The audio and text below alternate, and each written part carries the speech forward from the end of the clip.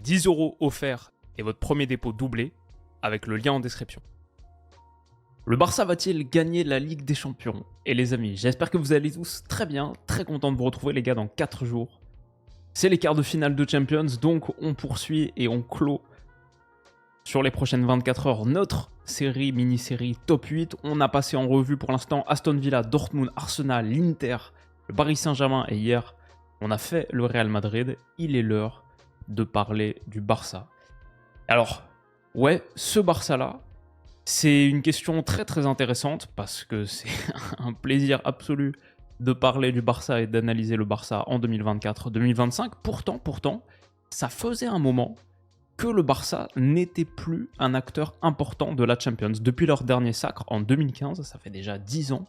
10 ans depuis que le Barça a remporté sa dernière Ligue des Champions. Ils ont certes derrière offert au monde la remontada originelle en 2017, mais ils en ont pris 2, eux, contre la Roma l'année d'après, en 2018, bien sûr à Anfield en 2019. Ensuite, ils ont été giflés par le Bayern 8-2 en 2020, un des matchs mémorables, iconiques de notre ère. Et l'année d'après, battus 4-1 par le Paris Saint-Germain de Kylian Mbappé, un triplé au Camp Nou, pour être ensuite éliminé 2 fois de suite, 2022 et 2023, en phase de groupe de la Champions. Et l'année dernière, 2024, ils sont condamnés par ce carton rouge de Ronald Araujo et ils sont encore battus par le Paris Saint-Germain, encore 4-1. La réalité, c'est que ce Barça est allé sur les dernières années, sur la dernière décennie, d'humiliation en déconvenue.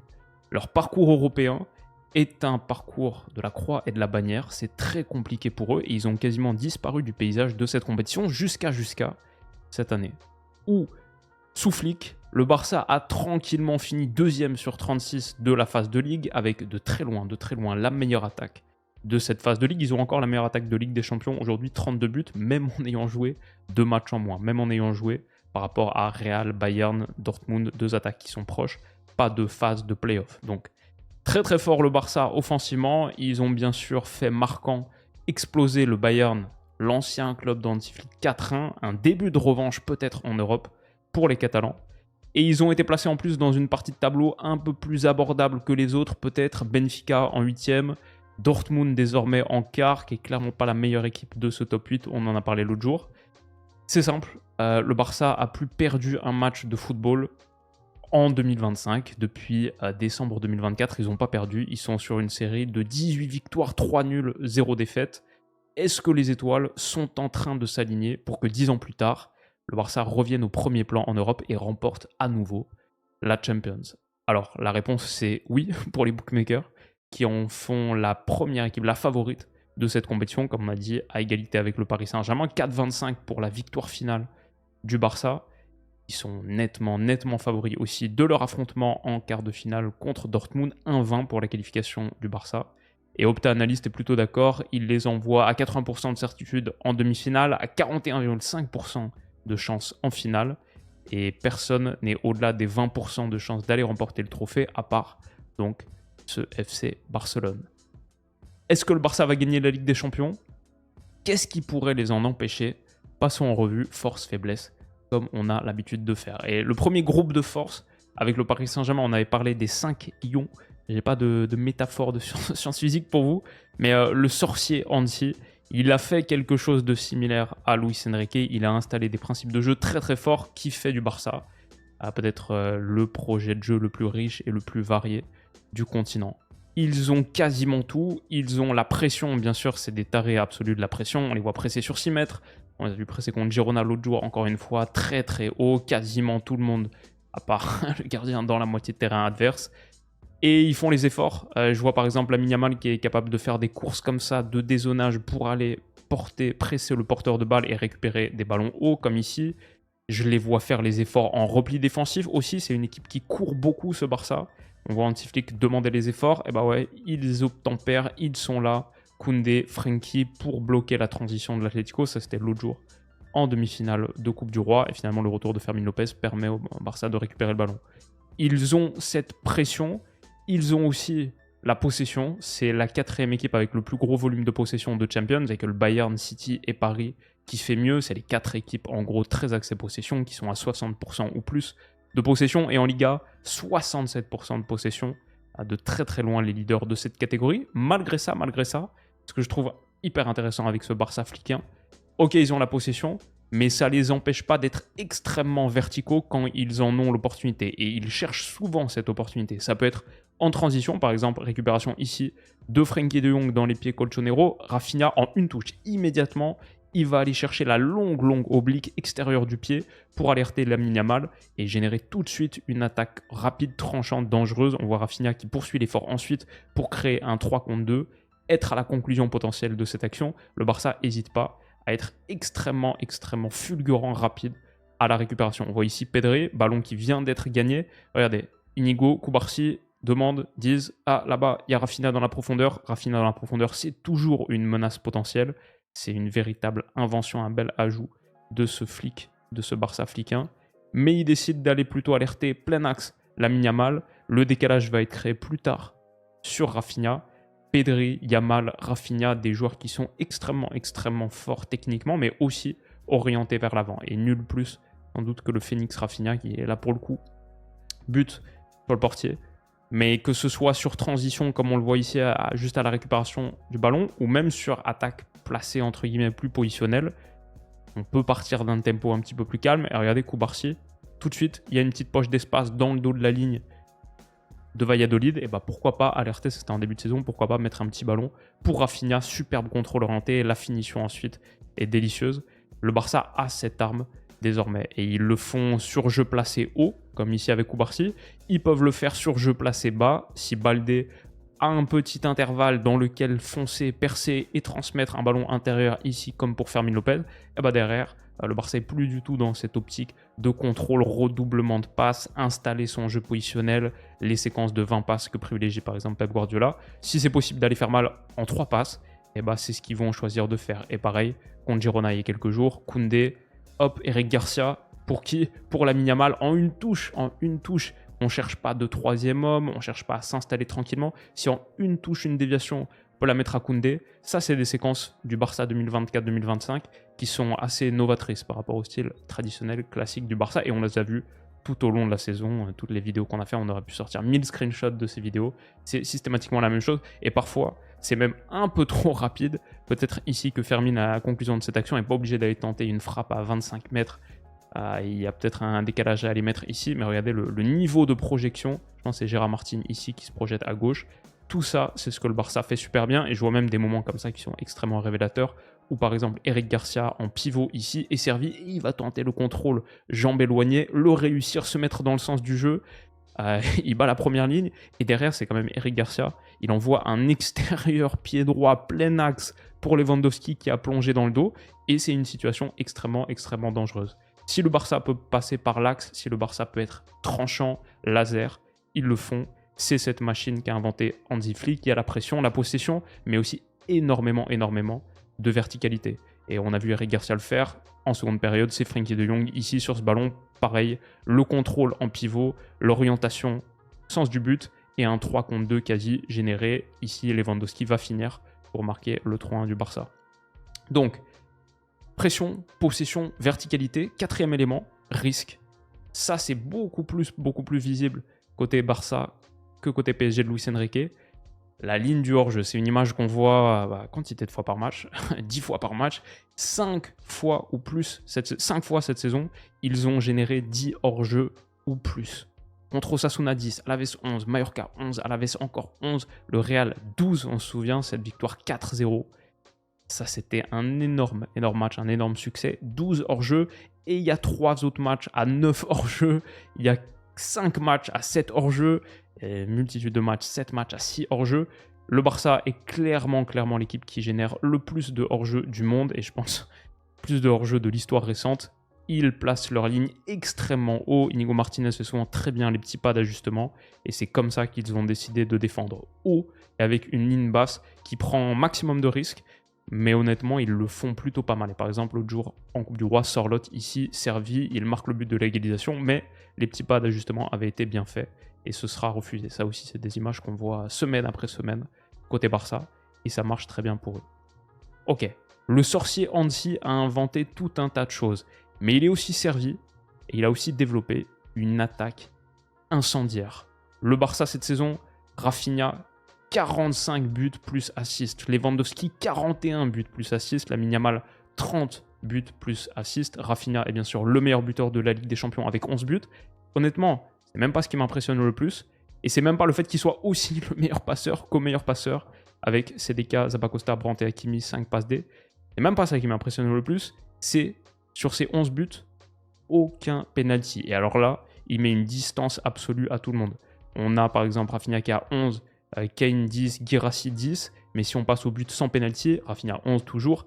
Et derrière les poursuivants, c'est Alvarez 7, Mbappé 7, Dembélé 7. Guirassy par exemple, il recule à 6 buts. Et plus à 10 et à 6. Pareil pour Kane, de 10 à 6. 11 buts sans penalty pour Rafinha, qui est juste un tueur absolu. Et on peut parler des autres, mais grosso modo, côté Barcelone, c'est juste une attaque extrêmement fluide qui marche super bien. Ils se sentent et ils se comprennent très bien. On voit ici par exemple le petit appel en décrochage de Robert Lewandowski, c'était contre Valladolid début de saison. Et dans le dos maintenant, il y a désormais un espace pour le Phoenix qui adore prendre la profondeur. Il est en plus guidé par Lewandowski qui lui dit maintenant c'est bon, tu peux y aller. c'est début de saison, ils apprennent à trouver leur point de complémentarité et le petit ballon de Koubarsi, c'est celui qu'on a analysé tout à l'heure il y a quelques minutes, il provenait à la base de ce petit décrochage de Lewandowski. Il est servi dans la profondeur, va réaliser un super appel, très belle finition. C'est régulièrement des séquences qu'on voit. Pareil ici, c'est Gavi qui avait attiré Camavinga et maintenant il y a un intervalle qui est ouvert. Lewandowski en une touche sert Lamine Yamal dans la profondeur et il va aller marquer le but de l'égalisation. On se souvient, 22e minute, magnifique finition.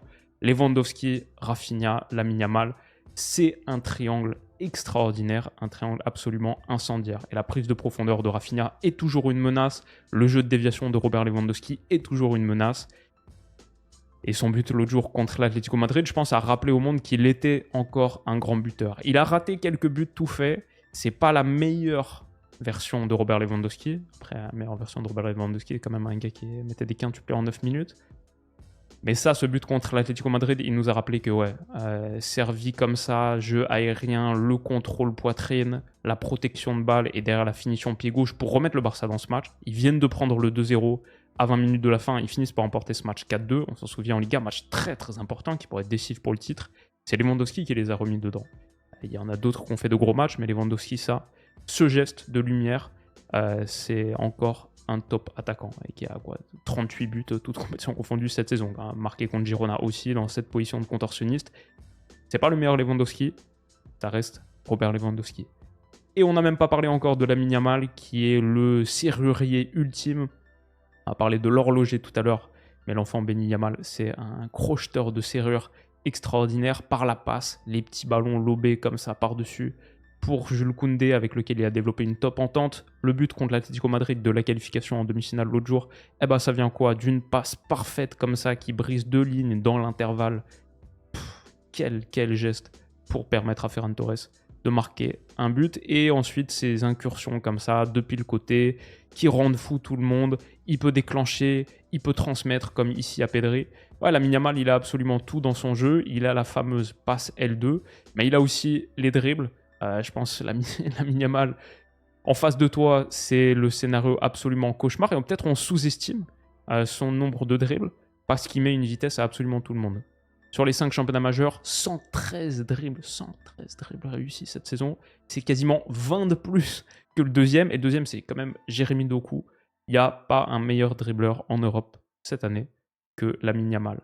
24 actions de but créées aussi. C'est une de plus que Salah, 2 de plus que Marmouche, 3 de plus même que l'ami Rafinha. Désiré Doué est dans le top 5. Même hauteur que Bukayo Saka, assez extraordinaire. Lamine Yamal, c'est une machine à créer et ouvrir des brèches.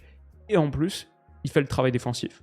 Honnêtement, ça c'est le symbole d'une équipe fonctionnelle. On voit régulièrement Yamal impliqué dans des récupérations comme ça. Et derrière, il peut percer. Ça, c'est ce que Barça fait bien aussi à la récupération. Les percées éclairs. Encore un ballon gagné là, le deuxième en 5 minutes, en l'espace de 5 minutes, contre Girona, et ensuite la percée derrière. Yamal, il fait les efforts défensifs. Il est absolument sensationnel dans ce registre. L'horloger est aussi au sommet. Il y a beaucoup de force côté catalan, mais lui, je crois qu'il a été élu 8 fois homme du match sur les 10 dernières rencontres du Barça. Hansi Flick en a parlé en interview l'autre jour. Pour moi, à sa position, il est le meilleur du monde. Et moi, je dirais, il est peut-être le meilleur du monde tout court. Quelle saison est en train de livrer Pedri. l'exercice 2024-2025 de Pedri, c'est le prime de sa carrière et c'est niveau MVP, niveau ballon d'or, sans aucun doute possible. Que ce soit sur les ballons d'ouverture, les percées, le contrôle du tempo, où il est à la récupération hyper actif et permet au Barça de sécuriser la possession à de multiples reprises, mais aussi en encourageant ses coéquipiers sur les gestes réussis, en demandant d'ouvrir autre côté, en demandant de calmer, maintenant de contrôler, réduire la vitesse du jeu. C'est le vrai horloger parce que c'est le vrai chef d'orchestre. Et le Barça, il est le joueur le plus important du Barça. Pour moi, c'est assez sensationnel ce à quoi on assiste avec Pedri. Et hâte de le revoir dans quelques jours en Champions. Mon petit horloger. Quel niveau il affiche. Et il porte le Barça, pas lui tout seul, parce que c'est une équipe extrêmement fonctionnelle. Mais ouais, si Hansi Flick, ses coéquipiers, on parle systématiquement match après match comme étant le joueur le plus important de leur équipe, ils sont bien placés pour le savoir. Et que ce soit des ouvertures comme ça contre l'Atlético Madrid, où non seulement il y a le petit ballon par-dessus pour Lamine Yamal parfait dans le dos, mais systématiquement, ça c'est le début d'une action, l'initiation d'une action, j'ai l'impression que c'est toujours ça. Je transmets à Pedri et après, on voit ce qui se passe. Et en plus, quand Pedri et Yamal combinent souvent sur du jeu après avoir été côté fort, grosse concentration de joueurs, derrière Pedri pour Yamal et le contrôle en une touche magnifique pour se mettre dans le sens du but, l'enrouler. Quand ces deux-là sont en forme et se trouvent, c'est assez sensationnel. Enfin, une dernière force pour le Barça, le sale boulot est fait. Et je trouve qu'au-delà des joueurs lumière qu'on a mentionnés, certains grognards qui font le travail difficile, Jules Koundé par exemple, mérite d'être mis en valeur. Il est à un très haut niveau. Il a joué cette saison 3800 minutes.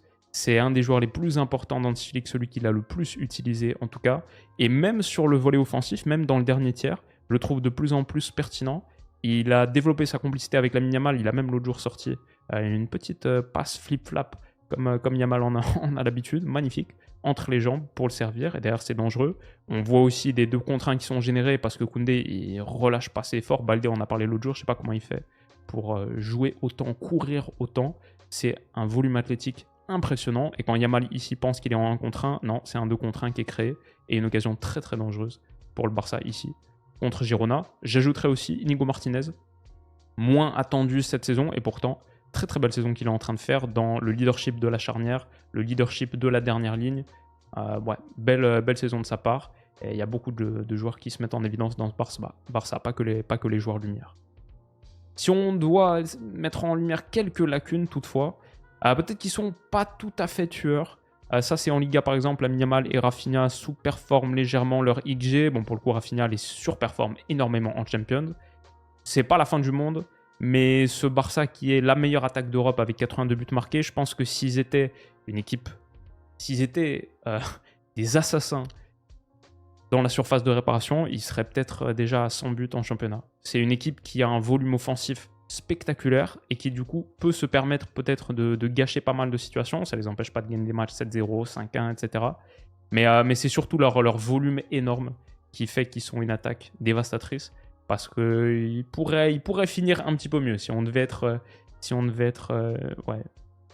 chercher la petite bête. Parfois il y a pas mal de matchs où Rafinha, quelques occasions, ici par exemple contre l'Atlético Madrid, il a un énorme espace, peut-être il peut finir pied gauche croisé, il s'est remis sur son pied droit, bof. Après il réussit beaucoup les difficiles, je trouve, mais parfois il y a des simples qui sont un peu gâchés, sans que ce soit la fin du monde. C'est à l'équilibre, peut-être un poil moins qu'à l'équilibre. S'ils étaient nettement plus forts à la finition, il y aurait quasiment aucun doute, je pense, sur leur chance d'aller tout au bout. On a parlé du risque qui fait partie de l'approche d'Hansi Flick. Bon, ça fait aussi partie des défauts ou des points faibles potentiels. Leur jeu à haut risque, parfois, ils se font prendre quand tu essayes de générer 10, 11, 12 hors-jeu par match. Parfois, la ligne n'est pas parfaitement alignée, et surtout quand elle est basse. Je pense qu'à la médiane, ils ont bien trouvé leur repère. Quand elle est plus basse, comme ici l'autre jour contre l'Atlético, Sorloth la rate, il la met à côté. Mais ouais, pour le coup, Inigo pas tout à fait bien aligné. Avec Koubarsi, peut-être ce ballon ne doit pas passer. Mais plus on est bas, plus le Barça est bas, moins la ligne est expertement tenue. Je l'ai vu aussi contre Girona l'autre jour, où Araujo, Inigo ici, n'est pas très bien synchronisé. Et ça avait permis l'égalisation. de Danjuma, d'Arnaud Danjuma.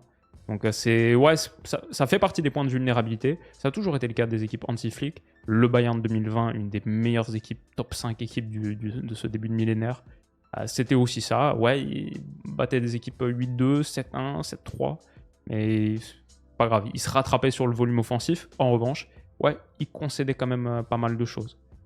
Je dirais peut-être que ce Barça arrive sur cette fin de saison légèrement dans le rouge.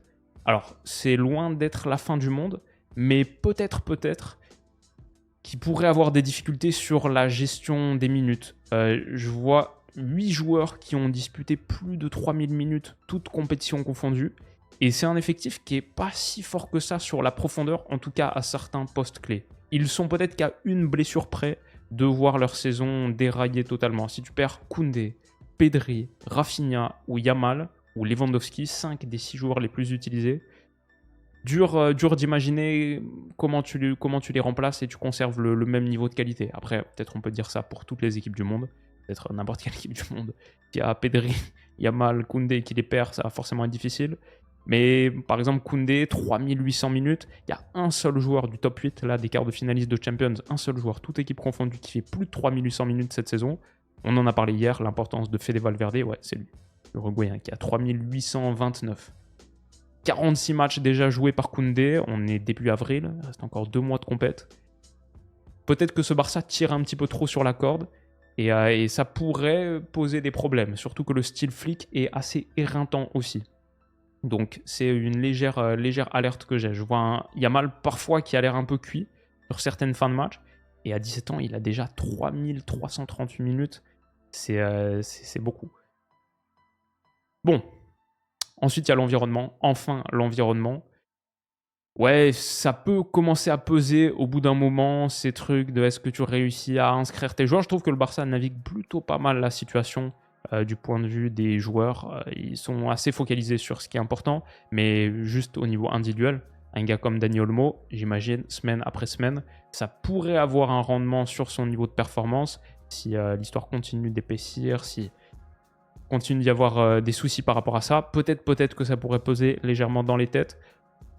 Aussi, je dirais, Montjuïc, c'est pas le Camp Nou, ça se voit un peu, le Barça n'a pas perdu un seul match en 2025, mais par exemple en Liga, si on prenait que les matchs à la maison, il serait sous le Real Madrid et sous l'Atlético Madrid en nombre de points inscrits. Ils ont déjà perdu 3 fois, je crois, à Montjuïc cette saison. Voilà, je dirais pas que c'est une faiblesse, mais c'est pas autant une force que l'est par exemple le Real au Bernabéu, qui est quasiment invincible dans son enceinte. À l'heure du bilan, pour moi, c'est assez clair quand Flick a créé quelque chose de très très spécial. Ce Barça joue sur tous les tableaux, pourrait faire la saison historique, pourrait même aller chercher un quadruplé, regagner la Ligue des Champions pour la première fois depuis 10 ans. Et bon, même s'ils sont les favoris des bookmakers, ça reste quand même une cote à 4,25, ça reste quand même 20% de chance pour Opta. Il y a plus de chances qu'ils la gagnent pas qu'ils la gagnent. Il y a quand même 8 équipes qui restent encore en lice. Il y a 3 tours à passer. Mais à ce stade, oui, le Barça est mon favori. J'ai dit à tous mes potes, si je dois choisir une équipe aujourd'hui, ouais, c'est ces gars-là. Qu'est-ce qu'ils sont forts? Ils ont tous les attributs classiques du Barça, ils ont la qualité technique à l'intérieur, mais ils ont aussi désormais la verticalité, la possibilité de faire mal sur toutes les phases offensives, en transition, sur jeu placé dans la profondeur. C'est une équipe qui a offensivement aucun défaut. Ils savent absolument tout faire et ils ont peut-être en ce moment 2 des 3 meilleurs joueurs du monde. Avec, vous voulez choisir, peut-être vous mettez Rafinha. Moi je mets plus Yamal que Rafinha, mais je mets Pedri numéro 1. On a parlé avec Stan, allez voir la vidéo qu'on a fait. Mais disons 3 des 5 si on inclut Rafinha. Le meilleur buteur et le meilleur passeur de la Champions, c'est pas mal Rafinha. Et Yamal qui ouvre des espaces dans toutes les configurations. Pedri qui est juste un alien total. Ça va être une équipe très dure à battre. Et pour moi, oui, c'est le favori de la Champions. Ça ne veut pas dire qu'ils vont la gagner. C'est dur de gagner la Champions. On n'est qu'en quart de finale. Il reste encore 2 beaux mois de compète. Mais oui, à ce stade, ils sont les favoris pour moi. Qu'est-ce que vous avez pensé de ce 7e épisode de Top 8 ? Rendez-vous demain pour clore la série avec le Bayern. Et après, on passe au prono. Bon week-end les potes. Et à demain. Demain, journée de travail. Samedi, on va travailler. Dimanche aussi. Mais gros week-end pour préparer 2 belles semaines. Passez un bon week-end et on se dit à demain.